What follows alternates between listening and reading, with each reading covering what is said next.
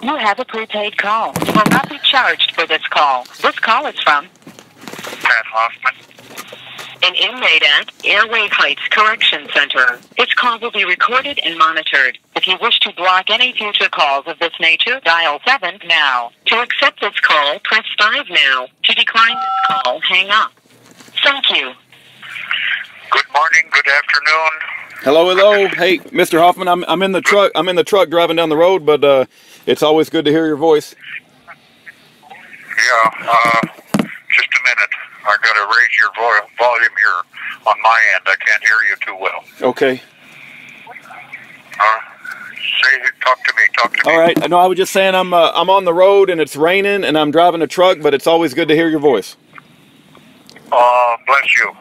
I just wanted to touch base with you and let you know about yesterday's contact with the counselor in our request for change of institutions because of this thing that went on here, and they started denying it right out of the chute.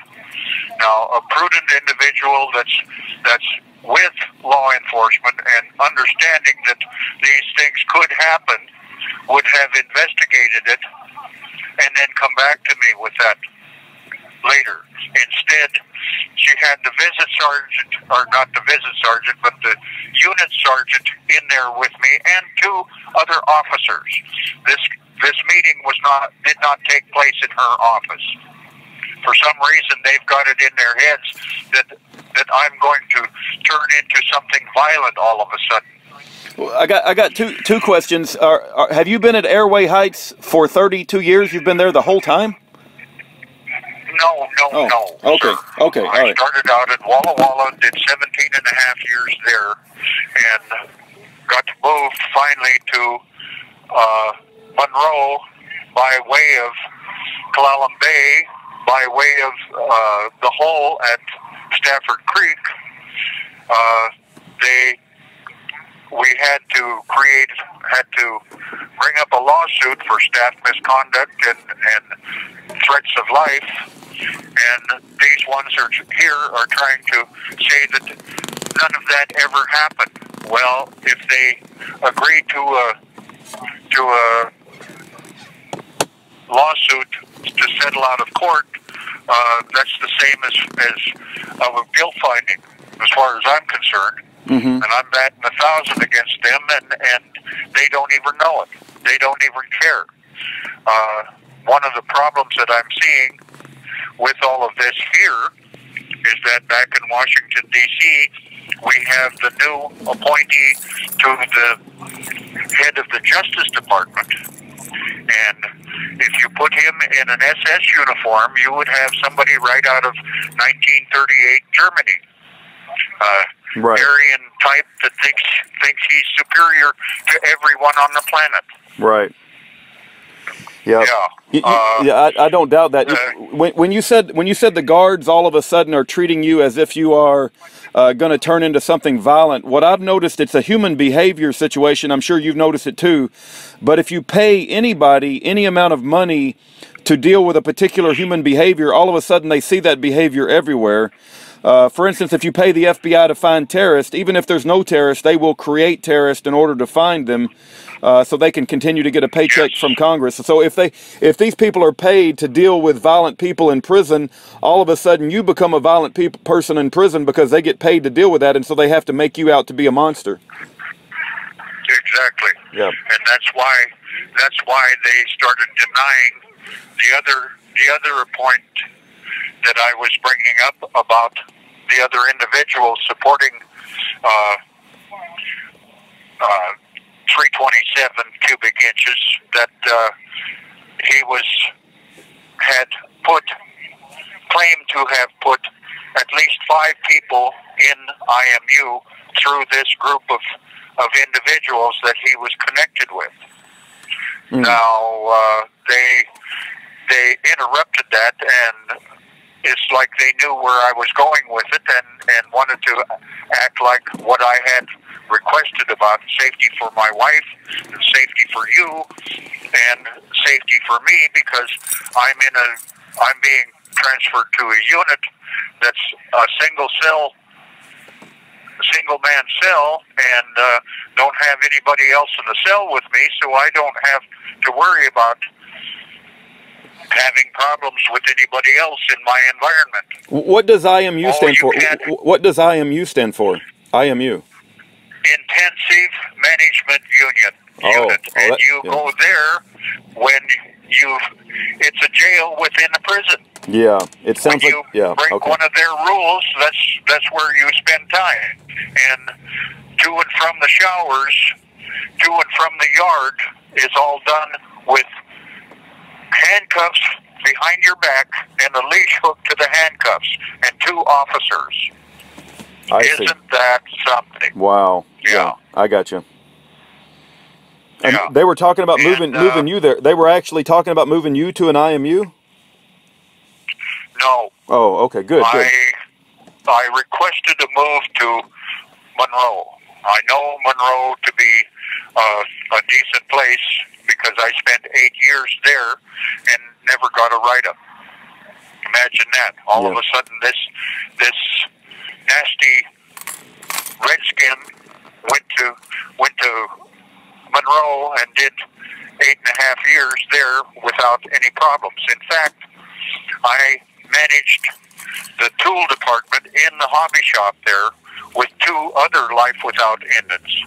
And there was never one day in the 7 years that we worked there that there was a tool missing. Right. Imagine that. Right. Yeah. I got you. Well, there's some people that they don't have a good conscience and they don't have a good moral framework, and they feel much better when they can put other people down. So they seem to hire those people inside the prisons, and it's a real shame. Well, I'm always pleased to know that the ones that work around me like this are those that have the trouble, that they don't make sure that the brain is in gear before they let the clutch out on the mouth. There you go. That's good. That's good. I'll have to use that myself. That's very good. Yes. Oh. Well, I'm glad you got a sense of humor after all this time. It's good to have a sense of humor, yeah.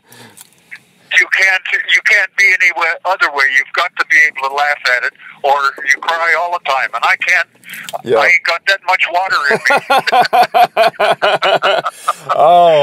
me. I'm looking forward to the day when you get out of there, and we can have a big steak dinner with Aaron and Agnes, and this will all be behind you. I'm looking forward to when that happens. Yes. Now, there is a place in Texas. There is I see it in the Western Horseman right now that is for sale. That's 65 acres somewhere outside of, what is the place now? Anyway, it's towards the northeastern portion of Texas there. And I was thinking about if I get clear of this and get the money owed me and stuff, that I would put in for that place if it's still available. It's about looking at like it might be $1.5 to $3 million, but if I have enough, that won't be a problem, and it'll be a nice place to get away from all of this other stupidity. So, amen. I love the way you got a vision and you got a plan, and the way I figure it, Mr. Hoffman, is it's about an average of $1 million a year to unjustly imprison somebody. So you got about 32 million coming at least. At least. At least that. And not only that, I have Hoffman relation that went to Texas back before I came into existence, and they're still there. So they're on my dad's side, Clarence A. Hoffman, and they came up to visit once when I was about 2 or 3 years old. I remember seeing them and them having a strange accent at the time. I was used to Indian stuff and wasn't about to put up with that there kind of language that they were talking there. Right. I got you. Yeah. Anyway, it's good to hear you, and it's good to laugh with you, friend. Amen. Amen. Well, we only get Yep. Go ahead, sir. Go ahead. We will do this for real one time when we're out there. At least one time. Amen. Maybe more than that. Amen. Amen. Well, we're gonna. You take care of.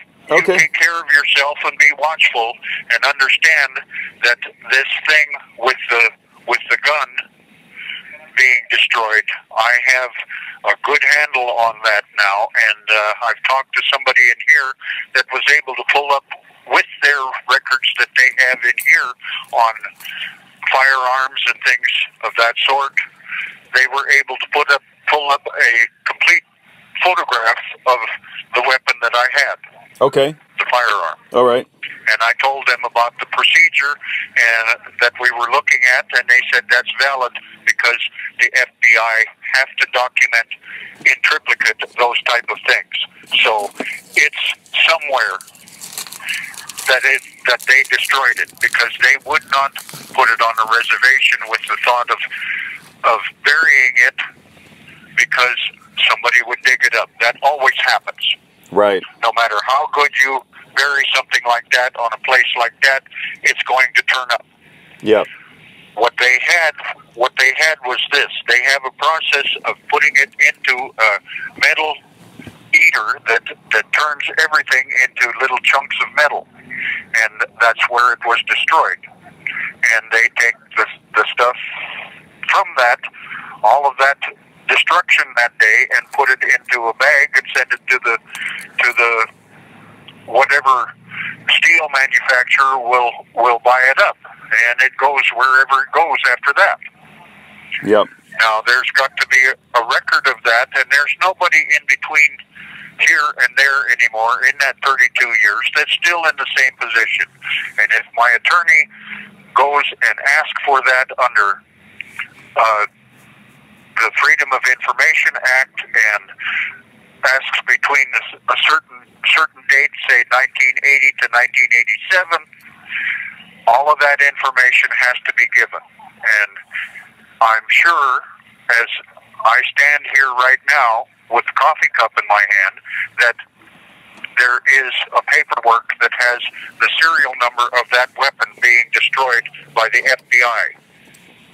Yep. Well, and I agree with you, and I hope indeed that's the case. And also let me share that Agnes sent me a tremendous amount of legal documents regarding your case, and I am in possession of those. So as we go forward, keep in mind that I do have those, and I want to use them to whatever ends that we can use them. So just be aware that I do have them. That serial number will be identified on a sales receipt from Kenneth Ramble, and Kenneth Ramble was a witness at the trial. Okay. So that will be in the documentation. Will there also be a picture of the bullet that was pulled out of Mr. Lou Millard, so that it could easily be proven? There should be. Okay. All right. There should be somewhere. Okay. I'll try to look for that. All right. Have a good day. Okay, but let me. Yep. Thank you. But let me quickly say I'm not going to do anything with that legal documentation unless I get instructions from you first, because I consider that your private, your private property. So I'm going to be looking to you on how to best, deal with that information. But God bless you, Mr. Hoffman. You have a great day. Yes. Have a good read on it, because it will give you insight on lots and lots of things that maybe you didn't see before. Got it. Have a good day. All right. You too. Respects to the wife and all the people that help you. Amen. Blessings. Amen. God bless you, Mr. Hoffman. Yes. We'll talk to you later. God bless. Have a great day. All right. Take care. Bye-bye. Bye-bye.